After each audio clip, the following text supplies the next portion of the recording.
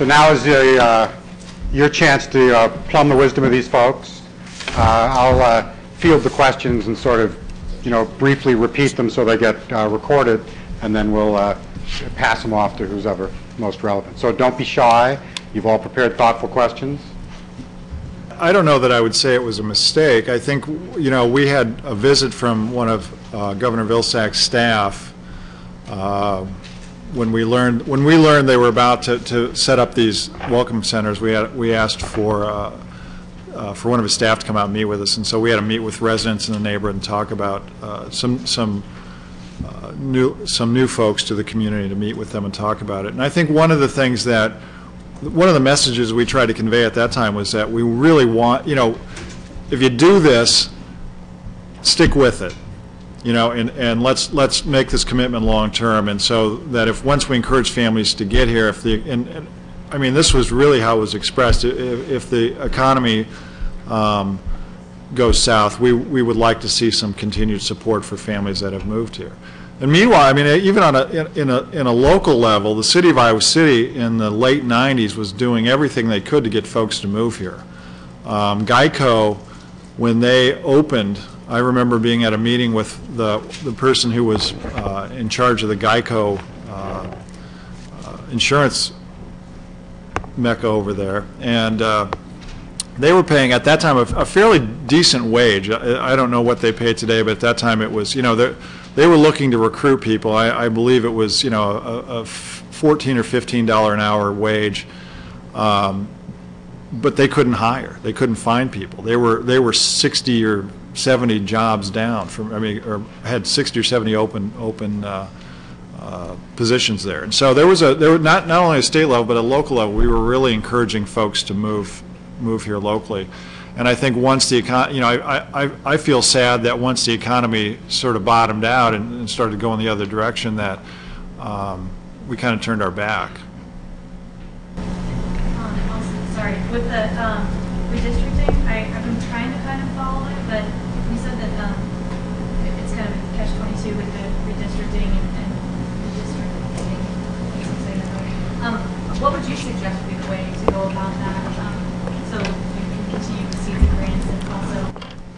I wasn't really making it. I was just making an observation and really looking at what the potential consequences of that, achieving that goal of 20% free and reduced would have. I mean, it's really a function of how we've structured the delivery of supportive resources, and so.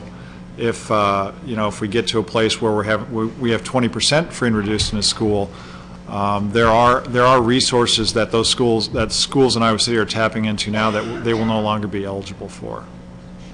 I mean, I think one thing that cut across all the presentations was, from across the political spectrum, people always talk about poverty policy in terms of disincentives and unforeseen consequences, and whether it's the sort of cliff effects that Lily talked about, the irony of trying to do some sort of more distributed low-income housing, and then what that does to the eligibility of your school districts for funding. Of course, the more familiar versions of this argument from the right end of the political spectrum are about the disincentives to work that are built into welfare. But it's a very common theme in welfare or poverty policy discourse.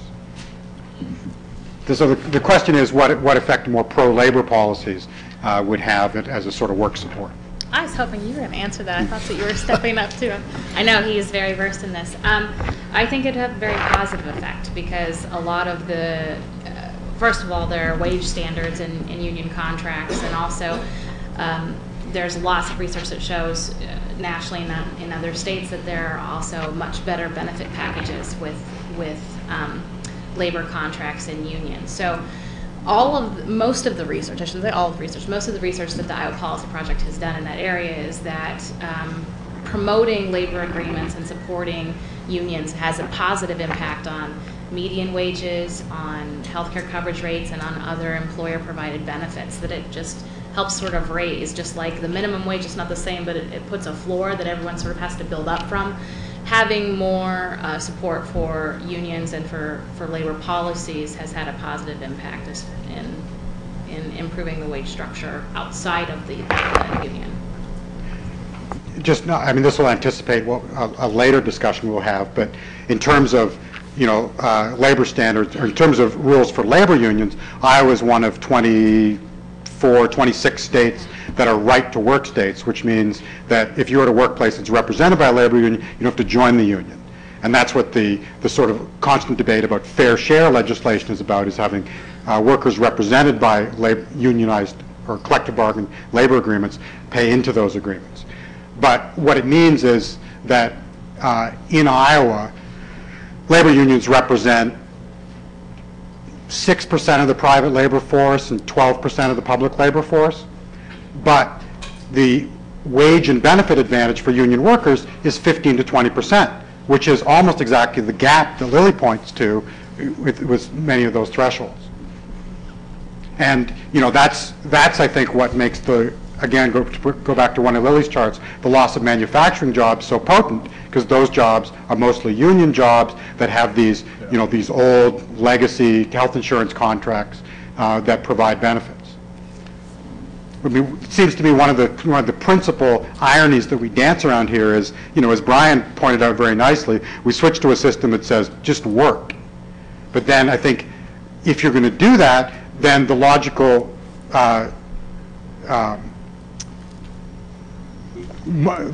mantra to accompany that is, well, make work pay. Make it, and you can do that either by raising the floor, the minimum wage, public health insurance, that sort of thing, or you can make it possible for working people through collective bargaining agreements to raise their own wages, or some combination. The question is the likelihood of federal, state, or local rethinking of the poverty level. At or near zero. Maybe less than. Yeah, maybe less than zero. For a number of reasons. It's like changing the poverty level. It's a little bit like changing a lot of federal statistics, where once you change it, you change the funding formulas for a lot of different things. And you also, if you don't engage in extensive preparation before it, you change the economic view people have of different areas of the United States. So nobody wants to be, no one in their right mind, I guess, wants to be labeled as, we're a high poverty area. So, and if you change the measure of poverty a lot, you would change the demographics of poverty, you would change the geographic locations where the poor were. And do you want to be the senator that has to run against? Poverty went up 35% while you were in office, but they changed the definition really well. No, they didn't. All because of you.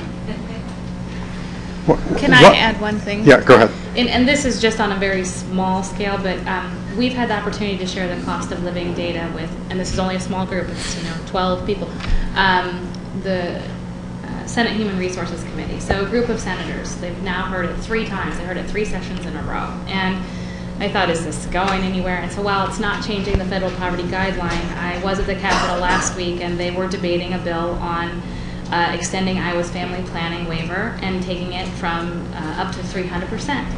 4 of the legislators around that table were referencing the cost of living and saying, we can't talk about the poverty guideline, we have to talk about this is what it costs for a family to live in Iowa, and we've got to stop thinking about poverty, the poverty guideline actually defining, who is poor. So it took 3 legislative sessions, and it's only 1 subcommittee, or it's 1 committee.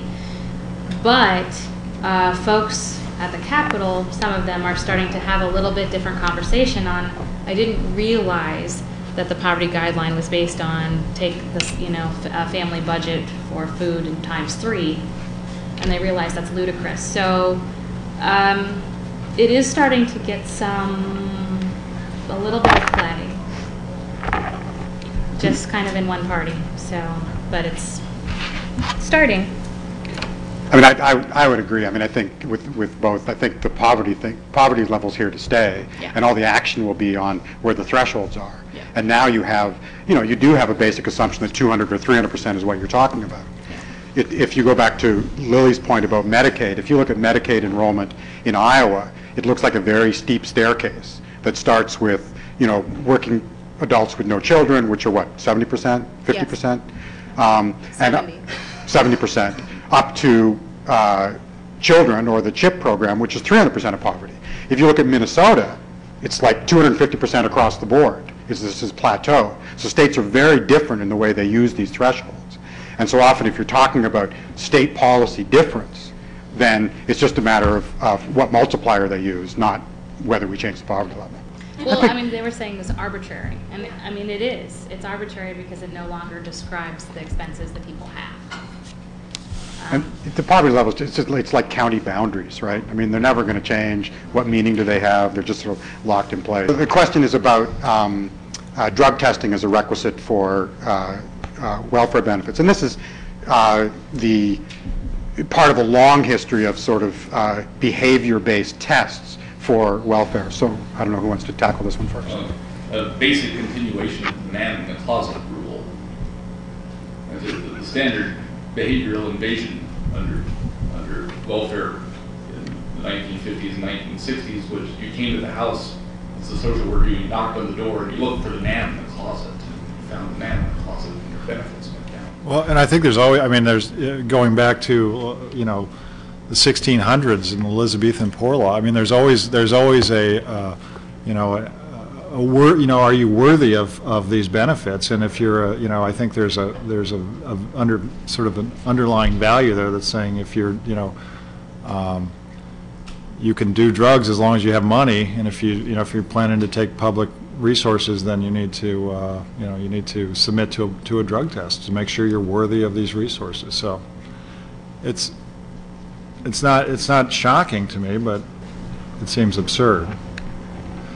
The more policy relevant question would be, are you going to spend more money processing drug tests than Right. would if you simply denied people benefits because they submitted the drug test in the first place? I mean, I think there's a lot of policy that's an expression of sort of misplaced anger, and you know, there's a lot of stuff that comes out from politicians related to public policy that isn't really about fixing poverty or really about solving problems, but more about, you know, how do you sort of redirect people's anger towards something. Do you guys think that would solve any problems? Oh, drug testing? It would if there were actual slots to place drug-dependent people in so they would get treatment, but those are in short supply. So if the purpose of discovering someone is on drugs would be to get them treatment for drug dependence, and that treatment actually existed, then that would send people in one direction. But since those resources don't exist, I don't think it would do a whole lot of good, actually. I mean, one way to think about it is, you know, should students who get a Paula citation lose eligibility for low-interest loans? You know, because there are social benefits that flow to all sorts of people, and you know, people misuse those benefits in minor and major ways. But I think, you know, the history of welfare policy is replete with this very close examination because of the underlying anxieties about people receiving benefits, you know, on something other than a social insurance basis. I guess you could, and I always like to flip these things over and, you know, look at tax credits, and do we want to drug test people who are receiving tax credits for whatever, you know, I mean, it's like those film producers, you know, yeah. Exactly. You know, let's look at some of those guys who are coming in here making movies and see whether they're clean. Good question. It's about the sort of revenue stream and the impact of budget cuts, particularly potent for a set of policies for which funding should be more generous when the economy goes south. I mean, that's a complicated question, and certainly the legislature's not finished yet. So we've got another month or so before they finish up their session. So we're not really sure about state dollars, and the stimulus supports have put some resources out there.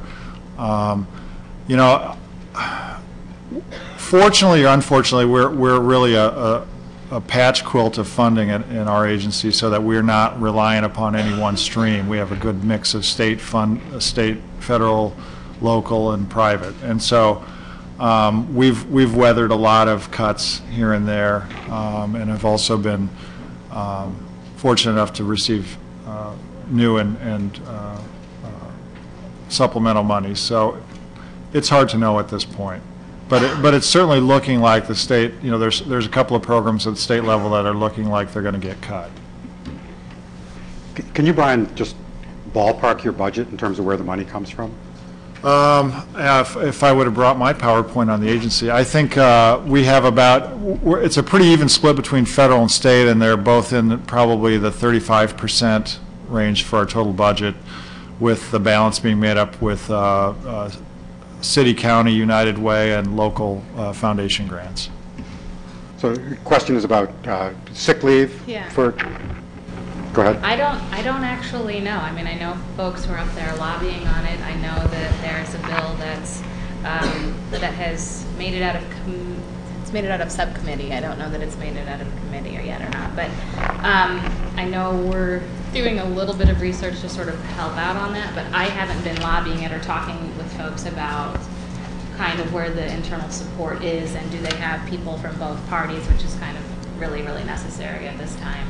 On board for it. It's important legislation, and it's again one of those things that will help secure more resources, more financial resources for families who are struggling, because there are lots of jobs in the state that don't offer sick leave, so it would really have a positive impact. But that's not something I've been lobbying or tracking very closely yet.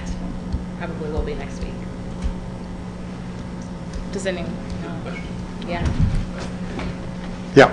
I think you mentioned that in Iowa, the cutoff for Medicaid eligibility for adults was 70% of the federal poverty level, or something like that? It's 70% if you are a working parent.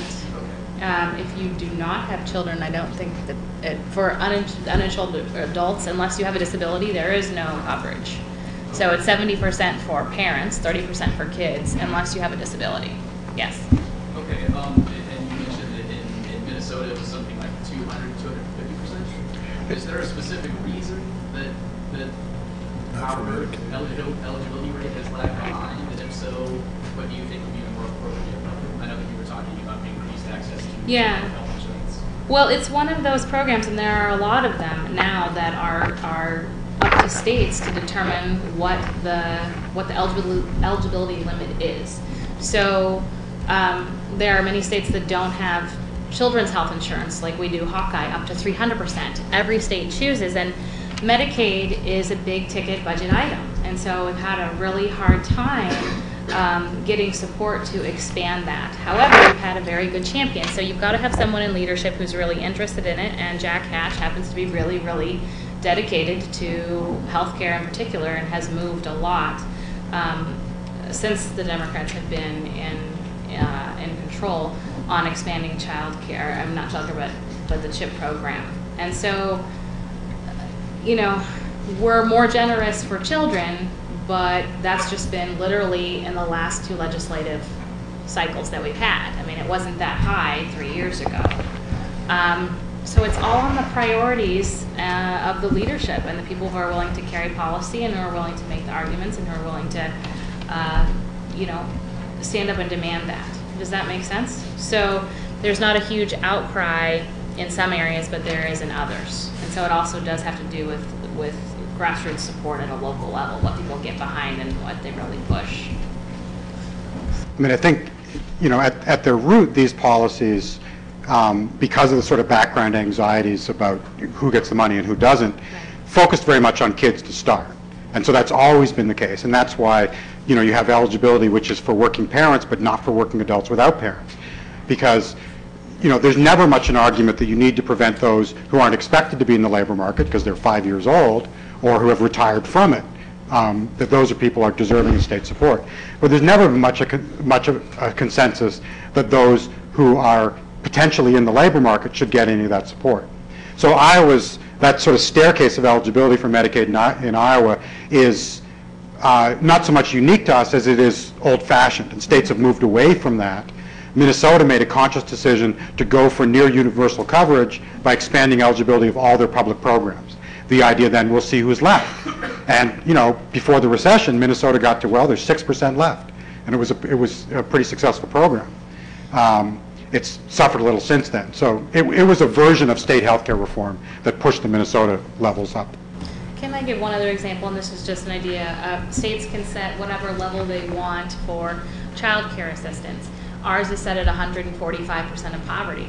We are the 4th lowest in terms of income eligibility in the country. So even though we have one of the highest rates of working adults with young children in the labor force, we do not support the cost of child care at the same level as all but 4 other states in the country. So parents living in Minnesota could get assistance that they aren't getting here. That's an example. Or food assistance.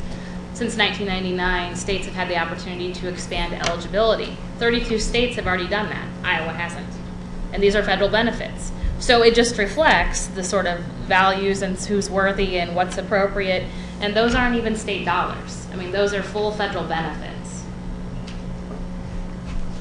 So you've got to talk to your elected officials. Yeah. So the question is the impact of a rise in the minimum wage on poverty. I don't think that the minimum wage has a huge amount of a difference on poverty, because the minimum wage is so much lower than what someone would need to earn to be above poverty. But it starts to set a new base. Like we would really have to raise it a substantial amount to start impacting poverty. I think the study that was done wasn't raising it, I would say, a significant amount enough to actually make an impact on the poverty level. Does that make sense? So if you raise it a quarter an hour, is it going to make a difference? No. If you raise it $5 an hour, is it going to start to make a difference? Yes, because then you start actually getting closer to what the federal poverty guideline is, depending on the size of your family. So it will have to be a substantial enough increase to actually impact the poverty rates. Yeah, the research on that is fairly decisive, and the minimum wage affects the price affects the cost of, or doesn't affect the cost of goods, because the goods that are produced with the wage are not very elastic in their prices. We're talking hamburgers here, right? The more controversial, not controversial, but where most of the scholar dispute is, what does it do to jobs? That is, if you raise the minimum wage, are you going to have fewer jobs? And the research on this is somewhat ambiguous. There was a big study in New Jersey which showed that, in fact, there was no job loss. So you, in fact, are putting a lot of money in the pockets of working people. It's a very hard thing to measure, because you have a change in the wage, you start to measure it, and then there's a recession. What caused what? And so it's a hard thing to measure over time because of the business cycle. So your question is about the staying power of poverty across generations, particularly where it's concentrated in cities. That's a problem analysts have been trying to grapple with for a long time. One way of thinking about concentrated poverty in cities in the United States is it looks different than concentrated poverty looks in most other places in the developed world, in part because land here is cheap. So if you look at what, say, the average city in Western Europe, for example, Frankfurt or something like that, Berlin, the people who live near downtown tend to be relatively well off, and then you have economic mixes of people as you move outward, and if there's any concentrated poverty at all, it's on the edge of town and not in the middle of town. But the thing that has made concentrated poverty in the United States worse in many respects is our urban policies in cities promote segregated forms of real estate development, and then because of concentrated poverty, the rest of the city's structure or infrastructure is built around protecting everyone from inner city residents. Rather than doing anything to help inner city residents, we sort of put a police cordon around where the inner city is and allow mayhem to go on in there, and everywhere else is fine. Elijah Anderson, who's an African-American professor of sociology, has studied this extensively in his book, Code of the Street. And when he's asked a question like this, he says, what's the central problem in inner cities today? And here's what he said: when you call the police don't come. the police are protecting everyone else from what's going on there, and all the other city services are not functioning. So we need to somehow figure out in inner city areas. We have to decide we're going to deal with those people first, which is something we're not very good at, since we've constructed a lot of urban policy around avoiding such people or hemming them into a specific spot so their disease doesn't spread, whatever that is. But it's a very thorny issue because virtually no mayor can run for office on the idea I'm going to eliminate inner city concentrated poverty. That's going to be the primary thing that I do.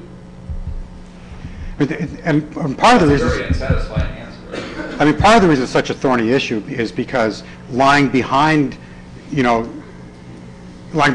are very different kinds of explanations of why poverty persists.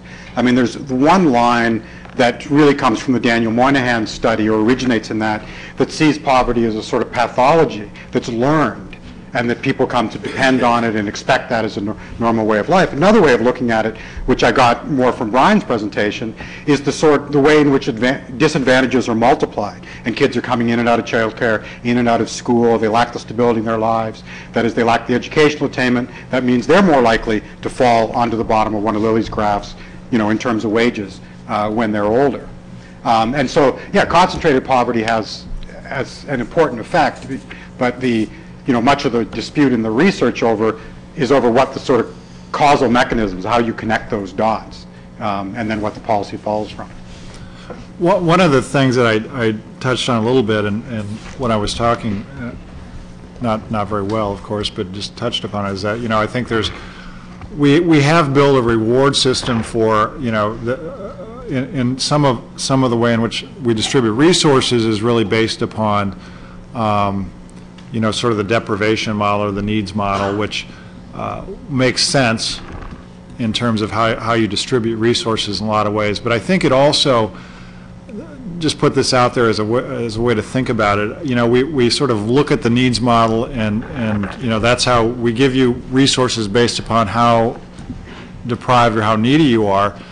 It really does facilitate the necessity for people, the way in which I attract resources is by telling you, how miserable my existence is. So that it sort of denigrates also the leadership in a community, because your ability to attract resources is dependent upon how well you can portray the misery and poverty of your community. So there's not great incentive to attract. If you're trying to attract resources, you don't want to look like you're making progress.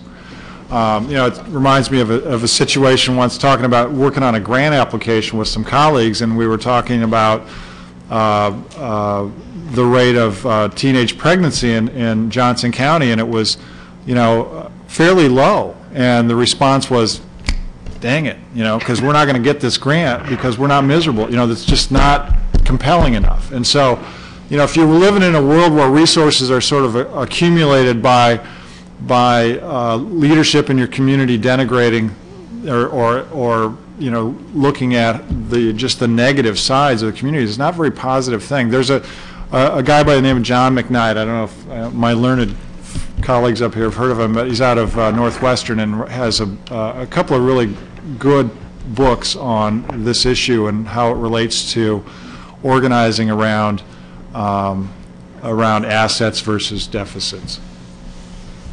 I don't know if this is just my theory, and it's totally research based. It's not based in working in inner city communities at all.